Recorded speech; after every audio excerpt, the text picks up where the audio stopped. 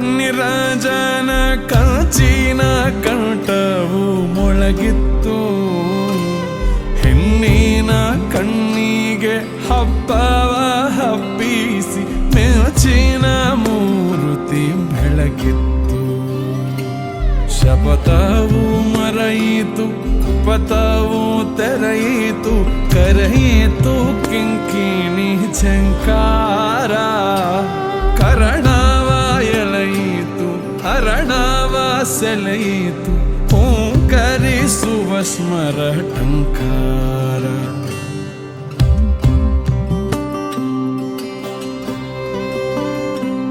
ಮೆಲ್ಲದ ಮೇಲುದ ಮೆಲ್ಲನೆ ತೀಡುತ್ತ ಸರಿದಳು ಪ್ರಣಯದ ರಂಗೇರಿ.